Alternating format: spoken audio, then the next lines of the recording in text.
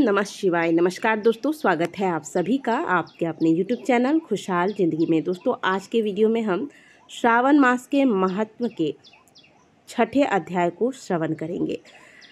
सनत कुमार बोले, हे भगवान, मैंने रविवार के हर्षकारक महात्म्य सुन लिया। अब आप श्रावण मास में सोमवार का महात्म्य मुझे बताइए। ईश्वर बोले, हे सनत कुमार, सूर्य मेरा नेत्र है, उसका महात्म्य इतना श्रेष्ठ है कि फिर उमा सहित मेरे नाम वाले इस सोमवार का कहना ही क्या। उसका जो महात्म्य है मेरे लिए वर्णन के योग्य है, उसे मैं आपसे कहता हूँ। सोम चंद्रमा का नाम है और यह ब्राह्मणों का राजा है। यज्ञों का साधन भी सोम है। उस सोम के नाम के कारणों को आप सावधान होकर मुझसे सुनिए, क्योंकि वह मेरा ही स्वरूप है, अतः इसे सोम कहा गया है। इसलिए यह समस्त राज्य का प्रदाता तथा श्रेष्ठ है। व्रत करने वाले को यह संपूर्ण राज्य का फल देने वाला है। हे विप्र, उसकी विधि सुनिए। मैं आपको विस्तार पूर्वक बता रहा हूँ। 12 महीने में सोमवार अत्यंत श्रेष्ठ है। उन मासों में भी यदि सोमवार व्रत करने में असमर्थ हो तो श्रावण मास में इसे अवश्य ही करना चाहिए। मात्र श्रावण महीने के सोमवार के व्रत को करके मनुष्य पूरे वर्ष भर के सभी सोमवार के व्रतों का फल प्राप्त करता है। श्रावण में शुक्ल पक्ष के प्रथम सोमवार को यह संकल्प करे कि मैं विधिवत तरीके से व्रत को करूँगा या करूँगी, शिवजी मुझ पर प्रसन्न हो। इस प्रकार चारों सोमवार के दिन, और यदि 5 हो जाए तो उसमें भी प्रातः काल यह संकल्प करें और रात्रि में शिवजी का पूजन करें। 16 उपचारों से सायंकाल में भी शिवजी की पूजा करें और एकाग्र चित्त होकर इस दिव्य कथा का श्रवण करें। हे सनत कुमार, इस सोमवार की कही जाने वाली विधि को अब मुझसे सुनिए।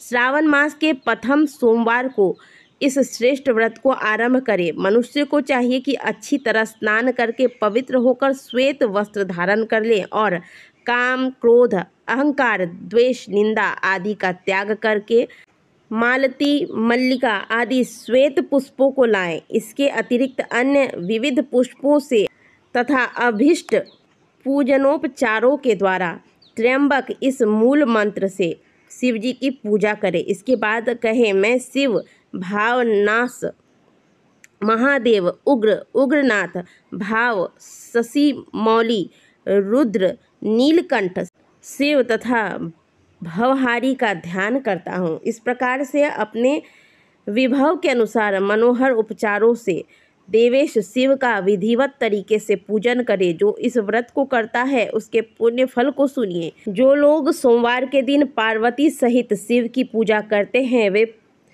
पुनरावृत्ति से रहित अक्षय लोक प्राप्त करते हैं। हे सनत कुमार, इस मास में नक्त व्रत से जो पुण्य प्राप्त होता है उसे मैं संक्षेप में कहता हूँ। देवताओं और दानवों से भी अभेद 7 जन्मों का अर्जित पाप नक्त भोजन से नष्ट हो जाता है, इसमें संदेह नहीं करना चाहिए। अथवा इस अत्युत्तम व्रत को उपवास पूर्वक करें। इसे करने से पुत्र की इच्छा रखने वाला मनुष्य पुत्र प्राप्त करता है और धन चाहने वाला धन प्राप्त करता है। वह जिस जिस अभिष्ट की कामना करता है उसे पा जाता है।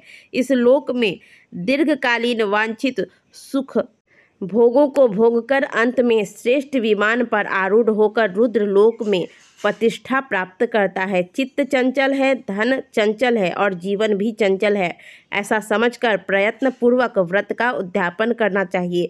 चांदी के वृषभ पर विराजमान सुवर्ण निर्मित शिव का तथा पार्वती जी का प्रतिमा अपने सामर्थ्य के अनुसार बनानी चाहिए। इसमें धन की कृपणता नहीं करनी चाहिए। इसके बाद एक दिव्य तथा शुभ लिंगतोभद्र मंडल बनाएं और उसमें श्वेत वस्त्रों से युक्त एक घट स्थापित करें। घट के ऊपर तांबे तथा बांस का बना हुआ पात्र रखें और उसके ऊपर उमा सहित शिव को स्थापित करें। इसके बाद श्रुति, स्मृति तथा पुराणों में कहे गए मंत्रों से शिव की पूजा करें। पुष्पों का मंडप बनाएं तथा उस पर सुंदर चंदोवा लगाएं।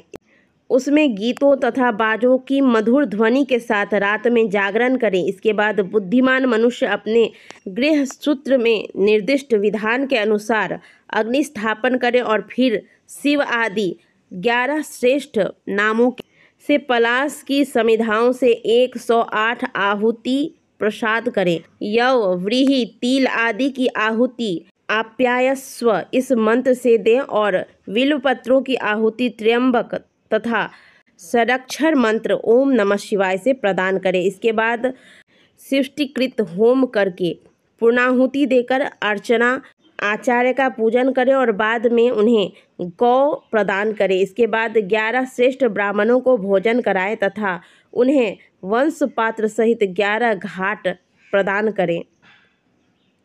इसके बाद पूजित देवता को तथा देवताओं को अर्पित किए गए सामग्री आचार्य को दे दें और तत्पश्चात प्रणाम करें। मेरा व्रत परिपूर्ण हो और शिवजी मुझ पर प्रसन्न हो प्रार्थना करें। उसके बाद बंधुओं के साथ हर्षपूर्वक भोजन करें। इसी विधान से जो मनुष्य इस व्रत को करता है वह जिस जिस अभिष्ट वस्तुओं को प्राप्त करना चाहता है उसे प्राप्त कर लेता है। उसे अंत में शिवलोक की प्राप्ति होती है, वह पूजनीय हो जाता है। हे सनत कुमार, सर्वप्रथम श्री कृष्ण ने इस मंगलकारी सोमवार व्रत को कहा था। श्रेष्ठ आस्तिक तथा धर्मपरायण राजाओं ने भी इस व्रत को किया था। जो इस व्रत का नित्य श्रवण करता है वह भी उस व्रत के करने का फल प्राप्त कर लेता है। इस प्रकार से स्कंद पुराण के अंतर्गत ईश्वर सनत कुमार संवाद में श्रावण मास के महात्म के सोमवार व्रत कथन नामक छठा अध्याय पूर्ण हुआ। ओम नमः शिवाय।